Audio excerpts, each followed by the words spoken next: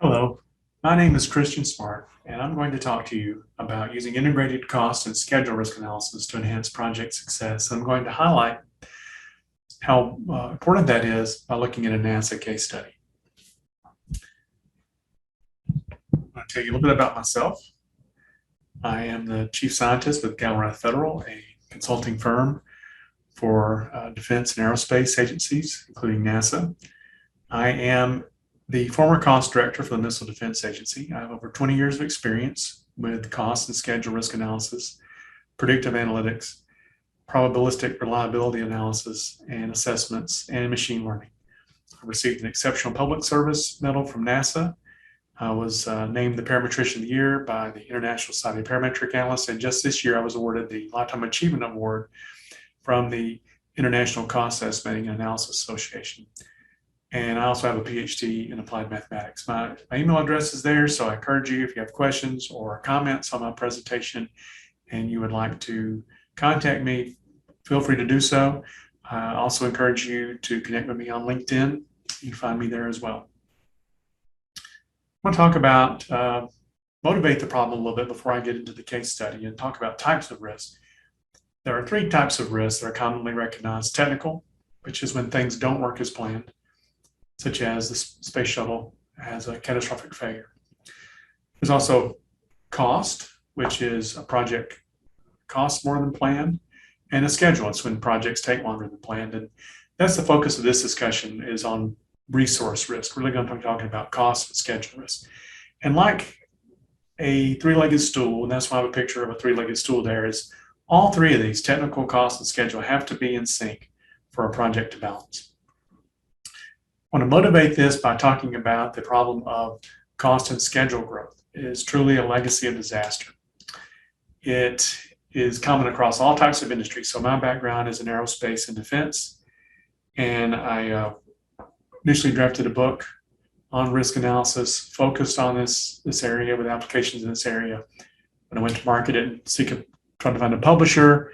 McGraw-Hill said they would publish it, but they wanted me to broaden the scope. They thought my scope was too limited. So I did an extensive amount of rework and research to see that, and I found that pretty much everything I'd found for NASA and aerospace applied to industries of all types, everything from the Olympics to roads.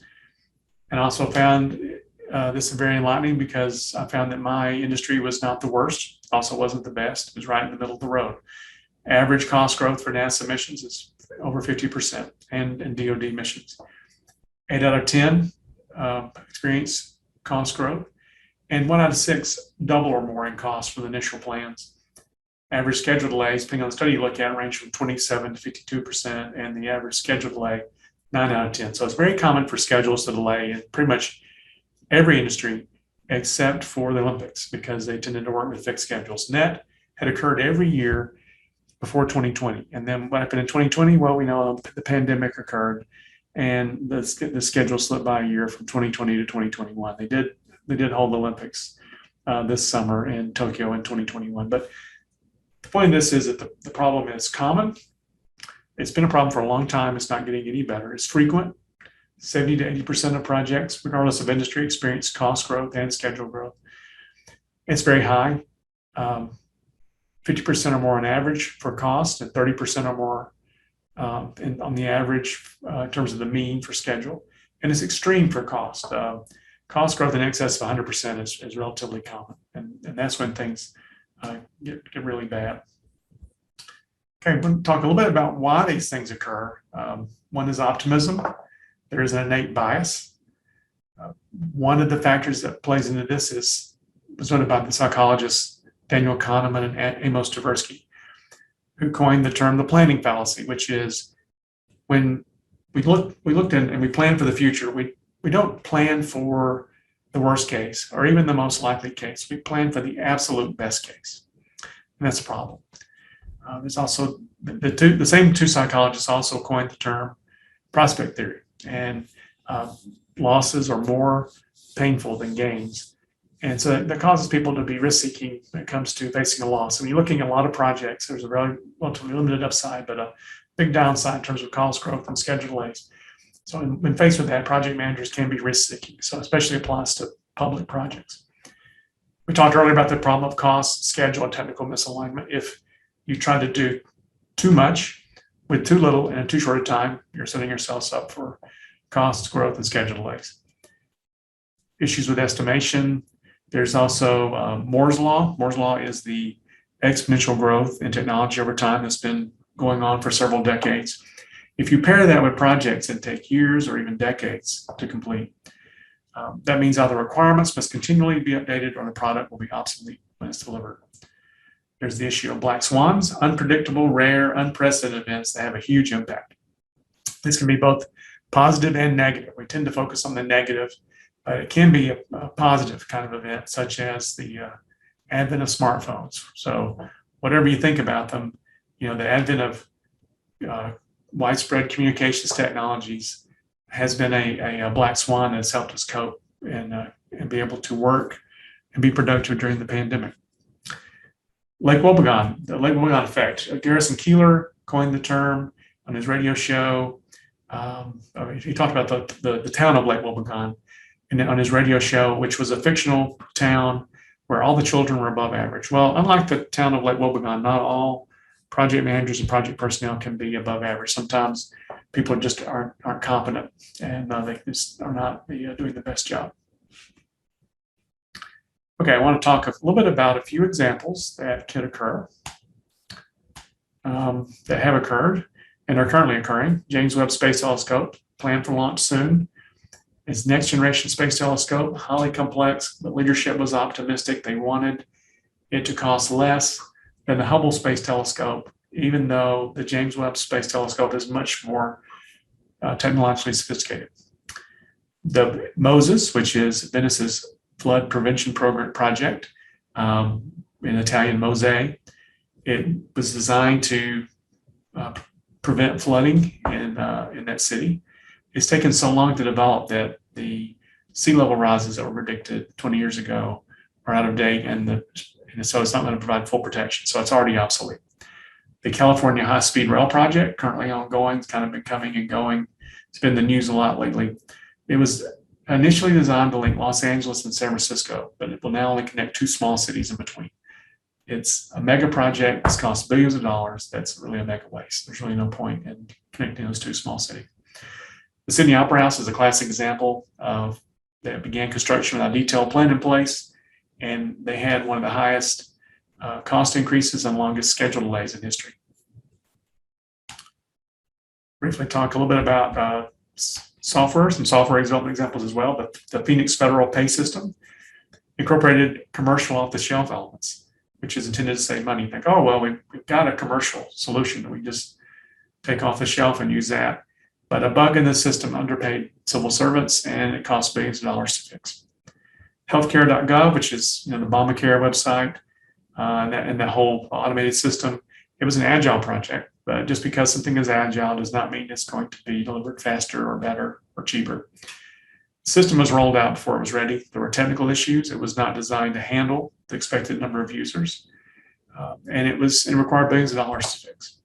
The Denver Airport baggage system suffered from poor planning and aggressive schedule and technical complexity. This caused the project to delay the new airport's opening and was ultimately canceled. It was actually scoped down and initially used on a very small portion of the airport, but it was actually slower and took longer than the traditional baggage system that they had in place. Foxmeyer ERP, Enterprise Resource Planning Project, that was a $5 billion pharmaceutical wholesale giant. Foxmeyer in the 90s was a big player in that market. They were trying to implement an enterprise resource planning system, and they went bankrupt as a result of trying to do that. Okay, and then I want to talk a little bit about the problem is actually even worse than it appears because we don't hold everything constant. Ceteris paribus, which economists used to say, holding everything else constant. It does not apply to cost overruns and schedule slips because when a problem occurs, projects will try to cut scope in order to mitigate cost overruns and schedule slips much of the time. And some projects are canceled outright. So the problem is really worse than it appears.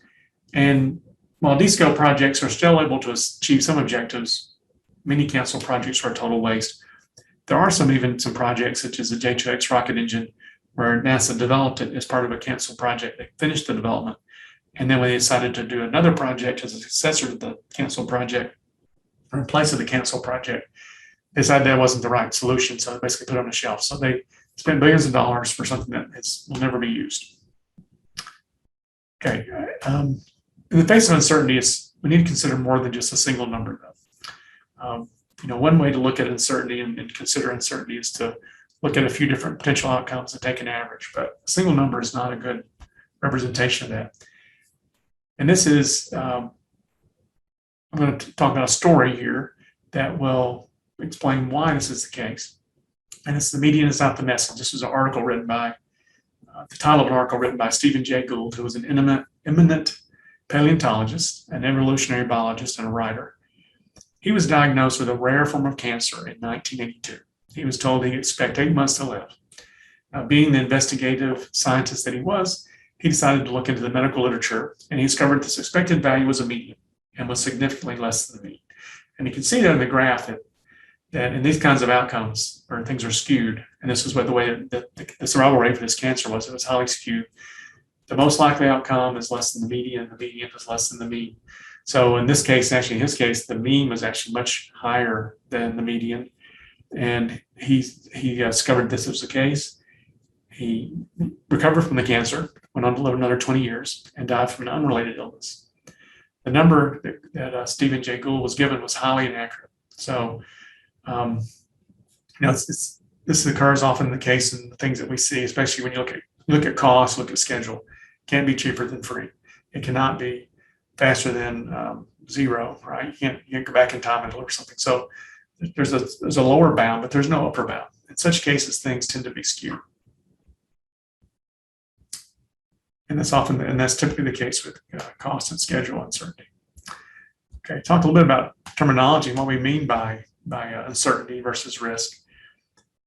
We're going to define uncertainty as the indefiniteness about an outcome, and risk is the chance and consequence of the bad events. So there's opportunity for savings, that's the good. There's the risk that things will go bad, that's the bad part. Risk that things that costs will go up, that's the bad part.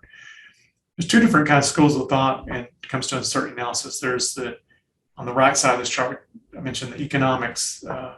They talk about theoretical risk management. The focus there is utility theory, and they distinguish between measurable and unmeasurable uncertainty. We're going to focus on the more practical side of that, the engineering side of that. Practical risk management focuses on quantitative techniques. I want to talk about the importance of consequence briefly. It is more important than frequency. We tend to focus on frequency. We have an innate need to be right, but it's very important that we focus on the consequence. And it can be easy to not worry about things that are not likely to occur, but occur every once in a while. So a pandemic that occurs once every 100 years. But then it's easy to kind of lull yourselves into a sense of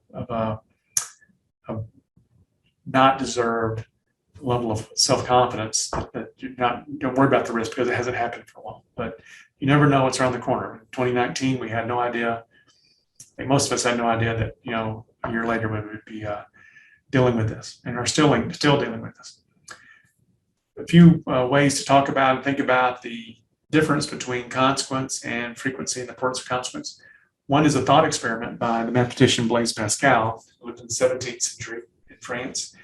He was one of the developers and the fathers of probability theory. He argued that a rational person should bet on God's existence. This is now known as Pascal's wager. The belief in God has limited downside, but unlimited upside. But unbelief has a very limited upside, but unlimited downside. So no matter how likely it is, that you really need to focus on the consequence. What is the consequence, potential consequence? Here's another example of this. A more modern example is in the classic film Dirty Harry, which is hard to believe that film is now 50 years old. In the film, Dirty Harry's a little bit of a cop with a little bit of a mind of his own, I guess you could say. He encounters a bank robbery, and he has a shootout on the street with the bank robbers. And he corners one of the bank robbers, and he's holding his gun at him. The bank robber is lying on the ground, but his pistol is within reach. He could reach over and go for it, try to shoot Dirty Harry. So Dirty Harry corners him, he points his gun directly at him. He says, "I know what you're thinking. Did he fire 5 shots or did he fire only 5 shots or did he fire 6 shots? This gun would hold 6 shots." Well, to tell you the truth, in all this excitement, I've kind of lost track myself. But being this is a 44 Magnum, the most powerful handgun in the world, and would blow your head clean off, you've got to ask yourself one question. Do I feel lucky? Well, do you, punk? The bank robber surrendered, taking into account the consequence that if he was wrong, he would wind up having his head blown clean off.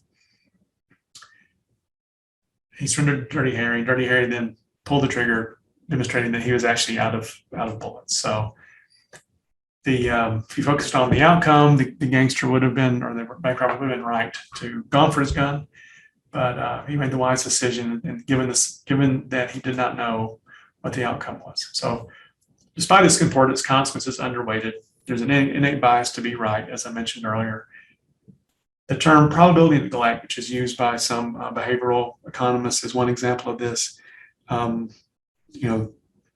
People focus on things that are, and rightly so, people focus on some risks that are not likely to occur, but could have a big consequence. One of those is terrorist attacks. You should be aware of those things. Okay, next, I want to talk just one more thing to highlight the importance of uncertainty and why averages can be misleading is the disappearance of the 400 hitter. So batting average in Major League Baseball has stayed constant over time. If you go back and look at statistics from 100 years ago, and you look at statistics today, the batting average has stayed pretty consistent at around 275. A good mark of a good hitter, that's often been used in the past. There are other statistics that people who study these kinds of things like better, but one good mark of a good hitter is batting 300, which is the percent of plate appearances, not counting the times that you get walked or you're hit by a pitch, that result in reaching base safely. And so if you do that 30% of the time, you're certain to be a good hitter or even a great hitter. Decades ago, and we're going in terms of decades, from about 7 decades or more, or even now close to 8 decades, the best hitters occasionally hit 400. They reach base safely in 40% of their plate appearances, sometimes higher. The last player to achieve this was Ted Williams in 1941. What's happened?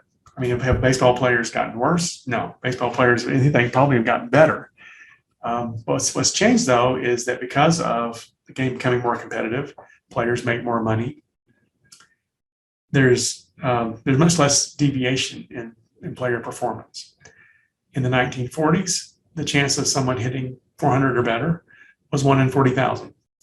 Now, the chance of someone hitting 400 or better is 1 in 125,000. You can look at these statistics and you can plot them, and you can see that they are roughly normally distributed, and the variation is roughly normally distributed. So you can calculate the probability of someone hitting someone pretty far out the tails. So it's much less likely to occur. It's not to say it could never occur. 1 in 125,000, so it's 3 times less likely to occur now than it did in 1940. So not likely to occur. It's not saying it can never occur. It may happen again at some point. Just because something hasn't happened for 80 years doesn't mean it's not going to occur next year. Okay, I want to also point on one issue that other people have pointed out, which is that risk matrices underestimate uncertainty. So risk matrices just are good for qualitative assessment of risk, looking at technical risk, and it's often applied to cost risk as well. And you can kind of make some kind of judgment call on what the likelihood is, what that means, translate that to a probability, translate the extent of damage to a number, multiply the numbers together and get an expected impact. But numerous studies have shown that they underestimate risk. You're only looking at a few things here and there. You're ignoring the full extent of uncertainty that programs face. So you shouldn't really use risk matrices for quantification. You should just reserve them for understanding the high level uncertainty and then qualitative analysis. Okay, next I'm going to turn to the integrated. Oops, I think I've gone one chart too far. I'll talk about integrated cost and schedule risk analysis. So cost and schedule risk quantification is the best practice. There's a lot of information you can find about that. Even better is to integrate the two and to do them jointly. That's because they're intrinsically linked. So modeling them jointly provides valuable insight. I've got some experience with that. I'm going to talk about that some more. It is something that NASA pioneered to some extent in terms of applying it to government projects and trying to fund to that. And they actually put it in NASA policy. It's been in NASA policy ever since. And NASA calls it joint confidence level analysis. So when we talk about the term joint confidence level, we're going to mean integrated cost and schedule risk analysis. And a piece of jargon is the confidence level is used interchangeably in our profession with a cumulative probability distribution value. So when you say that there is a joint 50% confidence level, you mean that there is a 50% chance that both the cost and the schedule will come in at or below the specified schedule value, amount of time, and the specified cost, amount of dollars. Okay, there's a couple of different ways in which these methods are applied. There's a top-down method, and there's a bottom-up method. The bottom-up method is very good for providing some insight at a low level. It is very commonly used at NASA, but it is a more time-intensive process, and it can be difficult to capture all the risks and be comprehensive. The top-down approach, which I'm going to talk about in this presentation, is using statistics to develop estimates of cost and schedule at a fairly high level, not as low level as the bottom-up method. Sometimes could be down at the subsystem or a component level for a hardware system. Then you can model those two separately, and you can combine the two into a bivariate probability distribution using a sign correlation. So the project I'm going to talk about, the case we're talking about, we use this method. It's very successful. Okay, and then I'm going to talk about this kind of outline and give a flow chart of what this approach would look like. Step one is you have some schedule and cost data. You develop a cost estimating relationship, and you develop some analogies based on historical data. And you do the same thing for the schedule. So you develop a statistical method, such as an equation using something like regression analysis or even a machine learning technique to develop an equation that will predict costs based on various drivers, such as the scope, the amount of technology that needs to be developed, the amount of heritage from past systems. You do your analysis, and then you do risk analysis for each one of these. And then that turns into a cost risk analysis and a schedule risk analysis. And you combine those into a joint probability distribution, and then that becomes your joint integrated cost and schedule analysis, which gives you joint confidence values. Okay, and then just a little bit of a detailed chart here in terms of the cost estimating relationship and the schedule estimating relationship, which CER and SER are just terms for statistical models to predict cost and schedule using historical data. And how that uncertainty works. So you can, so we have the parametric uncertainty. There is uncertainty around the residuals. And about estimates residual epsilon. So if you have a power equation model, y is equal to ax b times an epsilon. The further the input variable from the center of mass, the greater the uncertainty of the CER and SER. So we can use the standard error of the estimate to do much of that, and then you combine that with the input uncertainty. Okay, and then the next slide, I'm going to just briefly talk about how to combine these mathematically. So in the business that I work in, it's not always the case that the uncertainty is log normally distributed, but in most of the instances and most of the things that I've worked on, I've found this to be the case. There is a certain amount of skew that's built in, but so log normal is good at modeling. These things tend to have relatively heavy tails, which the log normal is also good at modeling. So these things tend to be log normally distributed. So I'm going to talk about how to combine these using log normal distributions on the residuals. If you have your input uncertainty and you have different parameters, so you can look at what the low values for the parameters are, develop an estimate, take the most likely values for that parameter, develop an estimate, and then high values for that parameter, develop an estimate. So you have 3 different cost values. And you can do the same thing for schedule. You have 3 different cost values or schedule values. And then you can say, okay, that's going to be a triangular distribution, and you can calculate the mean and standard deviation for a triangular distribution. And then you can develop the estimate uncertainty, which is likely to be log normal in my case. And then if that's the case, you have the equations that are to the right of number 2 there. And then you assume that those things are independent, and you can use propagation of errors to multiply the means and then combine the standard deviations using the equation that's given there to the right of number 4. And then you basically set those to be the mean and standard deviation of a log normal distribution. That's your total estimate uncertainty.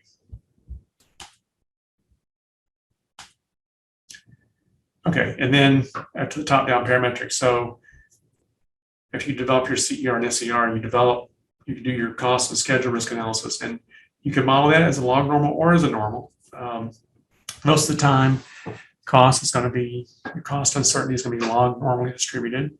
It'll be very rare for it to be normal. I like to say that when it comes to cost estimating, the normal is not so normal. Occasionally with schedules, you will see a normal distribution. You don't see as much variation in terms of relative percentage terms in schedules. So sometimes see a schedule will be normally distributed, but more often than not, it should be log normal.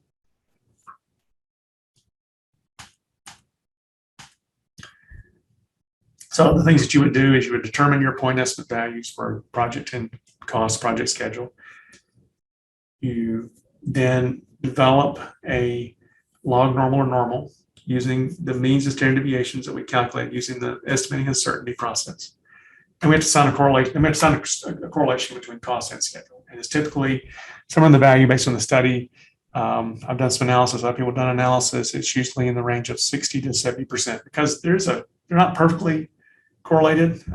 Sometimes when one zigs, the other zags, but there is a tendency for them to move together, right? And there's an underlying causal effect. For example, if there's a schedule delay, typically cost will grow because there's a standing army of folks, or the folks are probably sitting in office chairs, so there's a sitting army of folks that are going to continue charging to that project. Just because there's a delay doesn't mean they're going to be not charging to the project. So that will continue to go on. So that by itself contributes a lot to the correlation. There's not only some correlation, there's also some causation in between the 2 factors. I have developed a integrated cost and schedule risk calculator in Excel that can be used to do this kind of analysis. And the numbers that are there in blue, so mean, and it's in column C, C1, that's sigma, that's the standard deviation. So you can put the mean, the standard deviation. You use a drop-down selection of log normal or normal. The rest of those things to the right are some calculations that are done intermediately. And then you assign a correlation value. So all the numbers that are blue there are inputs. You assign a correlation value, and there's an intermediate calculation value that I use in calculating the results below that. And then you can input a budget and a schedule, and you push the button. You push the button for the Excel macro to run. You should run pretty quickly, and you can calculate your cost confidence level. So the cumulative probability, where does that fall? If your budget is $600 in this case, there is a 71.5% probability that the actual cost will come in at or below that amount. So that's in cell G12. You see that 71.5% there. Similarly for schedule, and then the joint confidence level is always lower because it's more stringent. It could be the case that you are able to achieve the budget in one case, but you can't achieve the schedule, or you could achieve the schedule, but you don't achieve the budget. So it's more stringent to achieve them both. So that number is always below the lower number of the cost or the schedule confidence level. Okay, and then I've also got some graphics built in, which you can kind of see it provides you some ISO curves for the various percentiles, so the 10th percentile, the 10% confidence level, et cetera, et cetera. Now, in this case, you would see, for example, that the project plan, cost, and schedule would be around 24%. There's $435 million budgeted with a schedule of 43 months in this case. To get to a 50% joint comps level, you have to add money and time. You can't just trade one versus the other. You have to do both.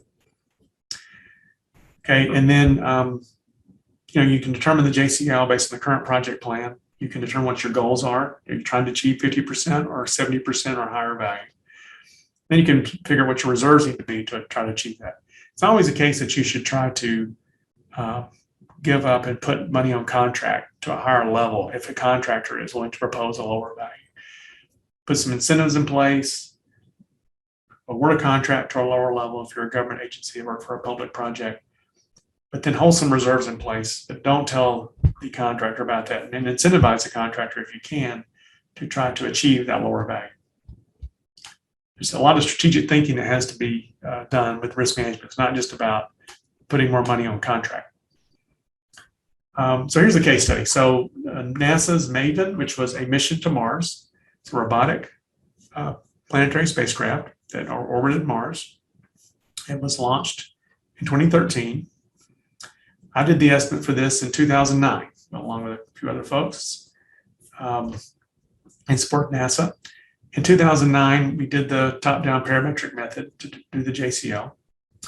And we estimated a joint confidence level of about 23%. If they added a year to the development schedule, the JCL was estimated to be around 44%. In terms of what actually came out, so there's an example of my analysis there on the left. And here are the program actuals. So in 2013, the actuals, so that's when the project was completed and launched and went to Mars. When they collected the data, and then they actually collected data a little bit after that.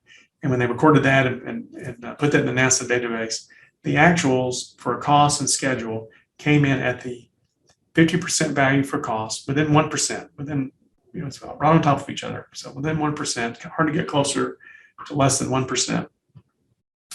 The actual for cost was within 1% of the 50% confidence level for cost, and the actual for schedule was within 1% of the 50% confidence level for schedule. So very successful story. It worked out very well. NASA, this was in the relatively early days of JCL. This is kind of a poster child for JCL success. Now, the one issue is that NASA typically does not do parametric JCLs, and so that's one potential issue. But there is a little bit of evidence that using this process may help stem a little bit of cost growth and schedule delays, but the difference is not statistically significant. So it's really hard to say with a lot of confidence, but there is some evidence that points towards that. And there's also a little table here to the right. And the little table here to the right is from a book I've written on project risk management that looks at the history and the track record for cost risk analysis and how realistic is it. 10 projects there. And one of the issues is we don't tend to look at this a lot. And so it's a little bit hard to collect this data. So I felt like I was doing pretty well to collect 10 projects where we had this data. These range from 0% cost growth to 280% cost growth. And also looked at the ratio of where the actual costs came in versus the 90% confidence level. So there should be a 90% probability that the actual cost will come in at or below the specified amount. But you actually see on this table that for 8 of these 10 missions, the final cost was actually higher than the 90% confidence level. That's opposite of what you expect. That indicates that our risk analyses are not realistic.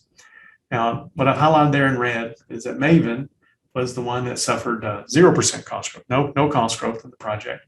They put the reserves on that we had recommended. They did not have any cost growth, and they went to the 50% confidence level. And their 50% confidence level was actually, the actual cost was lower than the 90% confidence level by a significant amount. So this is a big success story in terms of applying risk analysis. And so doing risk analysis can actually help project success, and this is one good example of that. I'd like to close out by talking a little bit more about just risk analysis in general. And what is the point? Understanding context is the heart of risk management. There's an urban legend that NASA spent millions of dollars to design a pen to ride in low gravity environments. And when they went and to their Russian cosmonauts and say, "Hey, look at our space pens." They said, "Oh, that looks great. We use pencils. Pencil will be a lot cheaper." Well, there's lots of issues with this. This just really did not happen. NASA did not spend taxpayer dollars to do this. A private company developed it. The private company sells their space pens to both NASA and Russia. So but the point is, well taken, that risk management is not about avoiding risk, but understanding it in order to maximize the odds of success. It helps you make choices. If you understand what your risks are, you can make better choices. So if it turned out that you could potentially develop a pen and spend a lot of money developing that, but in the meantime, it would be a lot cheaper to actually just use a grease pencil. In this case, the Russians actually use grease pencils, not typical graphite pencils, because of the risk of pencils being flammable. The graphite, then that's probably that's the option you should probably take. That's a lower risk option. So, but one of the key things in risk management is understanding context. And then I also just want to briefly mention at the end here, I do have a book on the subject, and that stresses the importance of risk management and how to do it better. It's a non-technical introduction to the subject. It is now available in both hardcover, ebook, and also audio format that was just released on September 14th. And there's a link that you can follow there to read chapter 1 for free. So I appreciate your time and your interest. Again, I want to go back to my contact page, so you can, if you want to contact me with questions or comments, I welcome anything that you would have. I go back to briefly here to my contact page and bring that up. So that's csmart@galbraith.com. Again, my name is Christian Smart. Also, feel free to connect with me on LinkedIn and check out my book. The audiobook is available for, depending on which source you use, it's available for under $20. So again, thank you for your time and attention.